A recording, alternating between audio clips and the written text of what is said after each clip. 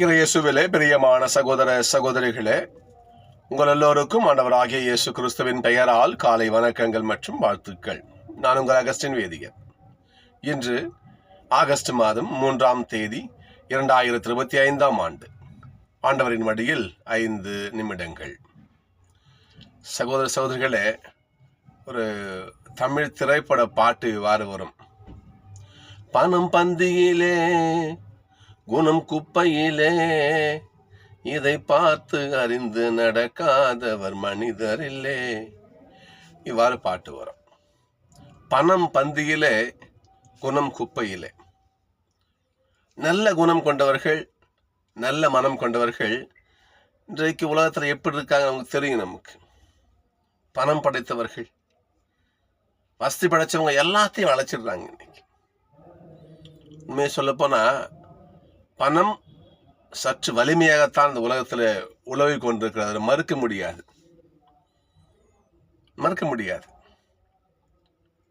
பெரியவங்க சொன்னாங்க இல்லையா, பொருள் இல்லாருக்கு இவ்வுலகம் இல்லை, அருள் இல்லாருக்கு அவ்வுலகம் இல்லை. உண்மைதான். பொருட்செல்வம் மிகுந்த வலிமையுடையது. ஆனால் நம்முடைய ஆண்டவர் சொல்றார், இந்த பொருளை வைத்து நீ ஆன்மீக வாழ்க்கையிலே, ஆண்டவருக்கான வாழ்க்கையிலே நீ எதையும் செய்ய முடியாது. செல்வம், இந்த உலக செல்வம் உன்னையும் ஆண்டவரையும் ஒருபோதும் இணைக்காது. இந்த உலக செல்வத்தை கொண்டு நீ ஆண்டவருக்காக காத்து செய்ய முடியாது. இதைத்தான் நம்ம இன்னைக்கு தியானிக்க முதல் வாசகம் பாருங்க. மனிதனே, நீ ஏன் நீங்க செல்வம் சேர்த்து வைக்கிற? நீ உழைப்ப காலம் முழுக்க உழைச்சி சொத்து வாங்கி சேர்த்து வைப்ப. நீ நிலபூலம் நகை நட்டை எல்லாம் சேர்த்து வைப்ப. ஆனால் அதை யாரு பயன்படுத்த போறா? உன் காலத்துக்கு அப்புறம் யாரோ பயன்படுத்த போறாங்க. நீ உழைச்சி வாங்க சொத்து நீ பயன்படுத்துவியா? நீ கிடையாது. அப்படி இருக்க இந்த உலகத்துல செல்வத்துக்கு நீ ஏன் ஓடி ஓடி பணம் ஏன் அலையிறோம்? நாம சொல்ல பாருங்க பண்ணைக்கு அடிக்கலார், மேல் உலகு சார்ந்தவற்றையே நாடுங்கள். மேல் உலகத்துல ஆண்டவர் நமக்காக வீற்றிருக்கிறார். அவருக்கான காரியங்களை நீங்கள் நாடுங்கள். அன்பு காரியங்கள், அன்பு, நீதி, நேர்மை, சகோதரத்துவம், பாசம் இல்லையா, விட்டு கொடுத்தல், மன்னிப்பு, இவ்வாறான மேலுலக சார்ந்த காரியத்தை நாம் பின்பற்றி வாழ்கின்ற பொழுது அந்த இறையாசை நமக்கு கிட்டும். அதை விடுத்து இந்த செல்வமே போதும், எனக்கு இந்த செல்வம் எனக்கு பெரிய மகிழ்ச்சியை கொடுக்கும் என்று நாம் செல்வத்தின் பின்னால் செல்வம் என்றால்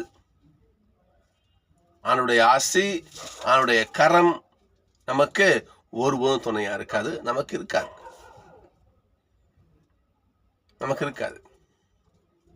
சகோதரர்களே, நம்ம நினைக்கிறோம் இன்னைக்கு காசு எல்லாம் செய்யும். காசு இருந்தா, உதாரணம் சொல்றேன் பாருங்க. கொஞ்ச நாளுக்கு முன்னாடி ரூபாய் நோட்டுகள் செல்லாதுன்னு ஒரு அறிவிப்பை மத்திய அரசு வெளியிட்டது. ரூபாய் நோட்டு செல்லாது நோட்டை மாத்தினாங்க இல்லையா. பழைய ரூபாய் நோட்டுகள் செல்லாதுன்னு அறிவிச்சாங்க. ஒரு டிவியில பாக்குறேன், ஒரு வயசான பெரியவர், ஒரு இருக்கும், ஒரு 50-60 வயசு கிட்ட அப்படி இருக்கும் வச்சுங்களேன். அவர் அழுதுகிட்டு இருக்காரு. என்னன்னு கேட்டா, அவர் பாக்கெட்ல இருந்து, அதாவது செல்லாது என அறிவிக்கப்பட்ட அந்த நோட்டு கத்தையா இருக்குது. என்னை பொறுத்தவரைக்கும் ஒரு ஒரு 20-30,000 ரூபாய் கத்தையா எடுக்கிறாரு. இவ்வளோ காசு இருக்குது, என்னால் செலவு செய்ய வாங்க மாட்டாங்க. செலான்னு அறிவிச்சிட்டாங்க, வாங்க மாட்டாங்க. ஆனால் எனக்கு பசிக்குது வந்து அவர் அழுதுட்டு இருக்காரு. ஒரு ஹோட்டல் கடைக்காரர் அவரை கூப்பிட்டு, ஐயா வாங்க, என்ன வேணும்? பசிக்குதுங்க, சாப்பாடு வேணும், வாங்க நான் கொடுக்குறேன். அவர் கூப்பிட்டு போயிட்டு வயிறே சாப்பாடு போடுறேன். அந்த பெரியவர் அழுதுகிட்டு, அவர் ஒரு வீடியோவில் பார்த்தேன். அது பெரிய மனுஷன் அழுதுகிட்டே சாப்பிட்றாரு.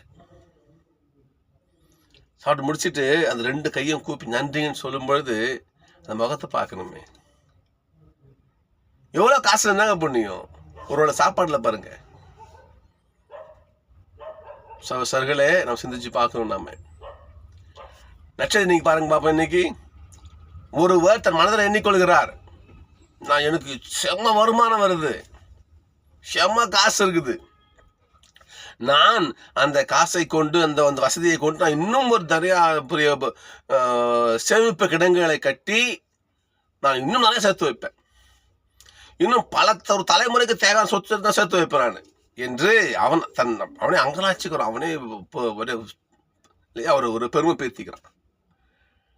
ஆனால் அன்னைக்கு 20 ஆண்டவர் சொல்ற பாருங்க, மடையன்னு இன்னும் எத்தனை குடன் கட்டுவ, எத்தனை சேமிப்பு கிடங்கு கட்டுவ, எம்ம சேர்த்து வைப்ப, நீ நாளைக்கு சாக போற சொல்லுவ. இவ்வளோ சேர்த்து வைக்கணும் சொல்லுங்க பார்ப்போம். எவ்வளோ பணம், எவ்வளவு சகோதரர்களே, அந்த காசு நம்மை ஒருபோதும் ஆண்டவர் கருகளை கூட்டும் போய்விடாது. நல்லா வச்சுக்கணும். அப்ப எது நம்மையும் ஆண்டவரும் இணைக்கும்? பாருங்க பார்ப்போம். மேல் உலகு சார்ந்த காரியங்களை செய்தால், தூயாவினுடைய கொடைகள், வரங்கள், கன்னிகள் இவையெல்லாம் உள்ளடக்கிய அன்பு காரியங்களை நம் வாழ்க்கையில கடைபிடித்தால், செய்தால், நிச்சயமாக நமக்கு ஆண்டவருடைய ஆசை குறைவின்றி நிறைவாக கிட்டும். நம்ம ஞாபகம் வச்சுக்கணும். நம்ம சகோதரர்களே, இதை மீண்டும் மீண்டும் மீண்டும் ஒவ்வொரு நாளும் என்ன பண்ண மனசுல ஏத்திக்கணும். இந்த அழிகின்ற செல்வம் ஒருபோதும் நமக்கு வான்வீட்டை பெற்றுக் கொடுக்காது. ஆனா சொல்ல பாருங்க பார்ப்போம், இந்த மண் உலகில உங்க செல்வம் சேர்த்து வைக்காதீங்க. நீங்க இங்க பூச்சி இருக்கு, தூர அழிச்சு போயிடும். உங்கள் செல்வத்தை விண்ணகத்துல சேர்த்து வைங்க. உங்க சொத்தை அங்க வைங்க. அப்போ அங்க உங்க சொத்து சேரணும்னா நீ வாழ்கிற வாழ்க்கை பார்த்தீங்களா, எதை தேடணும்? நீ போயிட்டு அன்பை தேடு, நீதியை தேடு, நேர்மையை தேடு, இல்லையா, மண்ணுக்கு நல்ல மனசை தேடு. இதையெல்லாம் நீ தேடி பிடிச்சி அலைஞ்சு அள்ளி வச்சு பார்ப்போம். இவை அனைத்திற்கான மதிப்பு விண்ணகத்தினோடுக்காக இருக்கும். சந்திப்போம், நாளை சந்திப்போம்.